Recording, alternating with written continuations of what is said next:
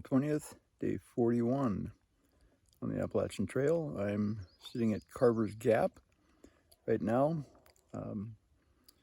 Earliest I got away from camp ever it was about 7:40 or so that I got away from camp. Came down the hill, kind of a rocky descent, but made it okay.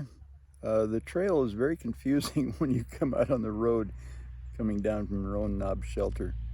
Comes out on a road, there are no white blazes anywhere to tell you where to go.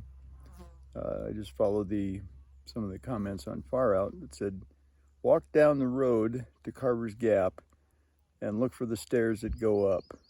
So that's what I did. Here's the stairs that go up. I'll put a picture of them in there. And then there's a sign that says Appalachian Trail. There's still no white blazes anywhere I haven't seen. So it's actually quite a confusing section of the trail. There was a young couple that was just, I think, going to do a hike this morning, and they walked up to the road coming down. There's a gate across that's closed. They walked up to the gate was closed. They didn't know if they should walk around the little side supports. So they started coming back down, then they turned around, went back, and went up the road. I was thinking, 0.3 miles up the road, you'll find the trail on the right-hand side. But man, that was a little confusing, but I'm on my way now. Beautiful day. Got a long hike today, 16 plus miles. I'm trying to get to Mountain Harbor Hostel at Roan Mountain, and camped on top of Roan Mountain. Actually, Roan Mountain's a city in Tennessee. So I think I officially am leaving North Carolina and am now in Tennessee for the rest of the time until I get to Virginia. So there's a couple of balds up here. I know podcast, one of the other people, there were only 4 of us in the 1, 2, 3, 4, 5. There were 5 of us at the shelter last night. The Roan Mountain, or the Roan Knob Shelter, is the highest shelter on the trail, elevation wise. And podcast and laptop stayed in the shelter. I was in my hammock, and Swanee and Joker had a tent up next to me. Beautiful night. It was great. And so should be a nice day today. Evidently there's bad weather coming toward the weekend next week. Might be turning colder. We'll see how far I can get before the weather turns. On my way to Damascus. The road to Damascus. That's got an interesting ring to it, doesn't it? All right. So much for now.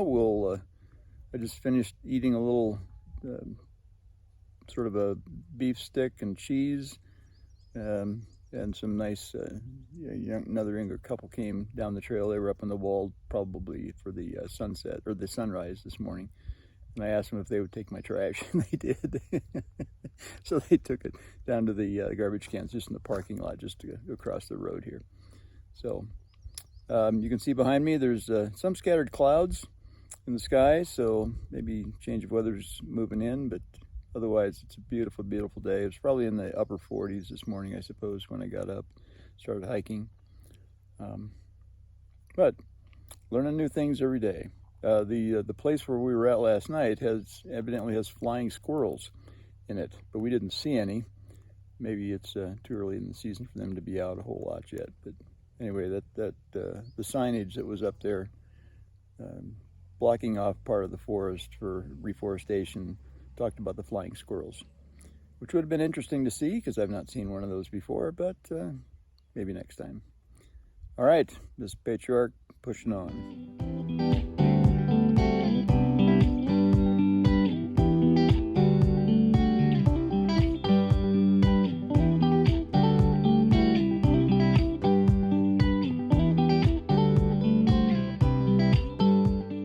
So I'm on top of a little round bald.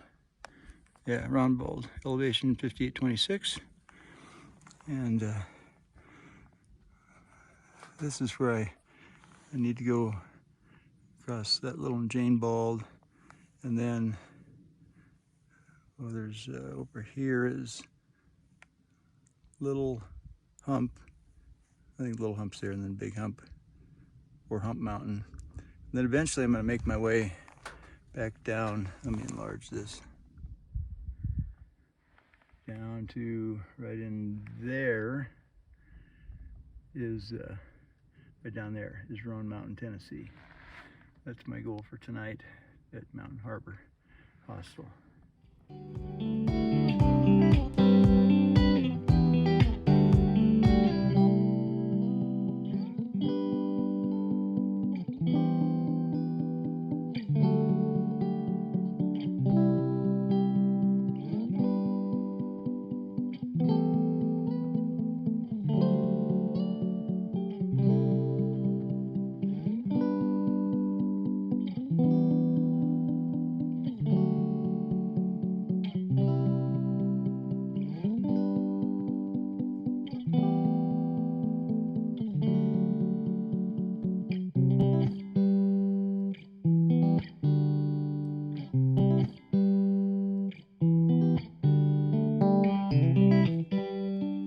So it's about 10 minutes to 11. And I'm taking a break at one of the unofficial campsites on the trail. Really nice here, very peaceful. I haven't met a lot of folks on the trail today. Got some great trail magic from Mother Nature back up on Jane Bald. She thru hiked in 2017 and has been back to this. At that time it was all socked into the fog. She couldn't see a thing. But she's been back about 3 times. She's from South Carolina. She was out hiking today. I think she's gonna stay at Over Mountain tonight and then hike back out. So I'm pretty close to Over Mountain Shelter, an iconic landmark on the trail that there's a lot of controversy around right now in regards to its impending destruction and efforts to try and maintain it. But anyway, I think it's before Little Hump, and then I've got Hump Mountain to go over before I get down into Roan Mountain, Tennessee. I was going to answer one of the other one of the other questions from my coaching colleagues. And that had to do with how has the trail changed me so far. Whoa, there's, oh my goodness. My first scarlet tanager. Wow, awesome. Thank you. I had not seen one. My friend Bill told me that I would. And there it is, bright red with black wings. Wow, impressive. If he stays there long enough, I'll answer this question. Maybe I can get a photo of him. That was a wonderful surprise. Anyway, answer to the question, how has the trail changed me? Well, in addition to some of the obvious answers, like my legs are more powerful, my back and shoulders are stronger, I've lost some weight. Those are just sort of normal kinds of things from the trail. But in terms of more subtle changes, I was visiting with a gentleman yesterday, Lonesome Dove on the trail. He was part of the Tennessee Eastman Hiking and Canoeing Club. He was out doing actually wasn't doing any trail maintenance. He volunteers for the trail, but he was digging some ramps for a friend of his who could no longer get out on the trail and do that. Edible plant, or at least the roots of it are. And I had him teach me about ramps, what they were, how to identify them, how to prepare them, that sort of thing. And I began to explain to him about the question that was posed to me and how I might answer that. And I think originally when I started my hike, it was more with an attitude of, I'm going to conquer this trail. I'm going to complete it, I'm going to conquer it, and make sure that I get it done. And now, after having been on, this is my 41st day, my attitude has changed a little bit. And now it has become more of, I want to become a part of this trail, in some small way, part of its history, part of its legacy, part of its blessing to other hikers who will follow me. And I've had ample opportunity to experience that, where the trail has really taught me some things, but you need to slow down and not be rushing through just to get miles in a day. You need to be able to stop, take in the beauty and the whole ambiance of the trail in order to do that. If I had not done that, I would have missed some really great opportunities. If I would have hiked out earlier on some days, I would have met Lonesome Dove. I wouldn't have met other people. I wouldn't have experienced some of the trail magic that was available at some of the gaps or along the trail. And just this morning, coming up around Bald, as I was getting close to the top, here was a young couple taking wedding pictures. Both of them barefoot. See if I get their names right. Walker and Summer, I think were their names. I took a picture. We'll flash it up here. And it was just fun to be a part of their experience. They had their professional photographer out there with them. And they asked me if I had any advice for them, and I gave them some advice from a 69-year-old guy who'd been married almost 50 years now. And they appreciated that. The photographer, after I told them that, said, "Hey, that's great advice. Better remember that." But had I not left at the time I did this morning, I left early, which is unusual, but felt like the right thing to do. Had I not done that, I would have missed that opportunity to become a part of their experience as they prepare for getting married this coming Saturday. And so being able to actually become a part of the trail, I think, is how I have changed rather than trying to conquer the trail. That's probably the biggest change that I can sense. A couple of other things is the appreciation for simplicity, simple things in life, a hot shower, town food, home-cooked food, those kinds of things. But also the power of singularity of purpose has become very evident to me. I get up in the morning now and I don't have to wonder what it is that I am going to do. I get up in the morning and I say, today I hike, or I saunter, as I mentioned earlier. It's a very singular purpose. It has a lot of power. It simplifies your decision-making immensely. And I know that's not always possible back in real life and in the world when I return, but the lessons that has taught me, I think, will be useful as I make those determinations of what it is I'm going to focus on when I return home. So singularity of purpose, simplicity or simplification of life, and becoming a part of the thing that you're experiencing and not just trying to conquer it.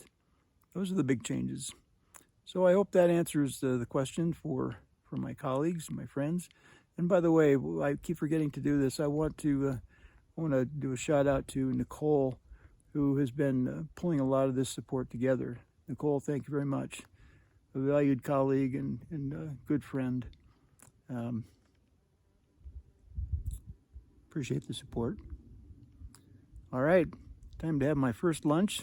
My trail magic from Mother Nature. She gave me a blueberry muffin. Not a muffin, but a blueberry, sort of a cinnamon roll kind of a thing from Bojangles, and a sausage biscuit from Bojangles as well, up there on Jane Knob. She asked if I was a thru hiker, and I said yes. And she said, "Would you like some food?" Yes. Quick answer from any thru hiker. Anyway, all right, time to grab a little snack and then push on.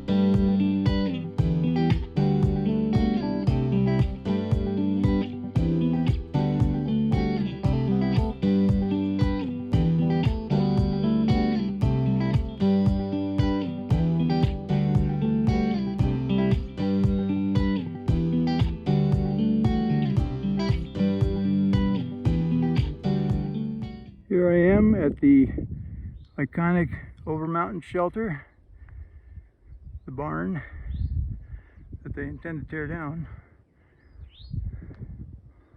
And they talk about they're Great views to the south. Yes, I agree. Wonderful views. Excellent.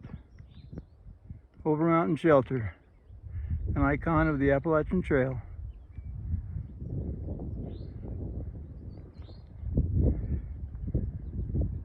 Right there.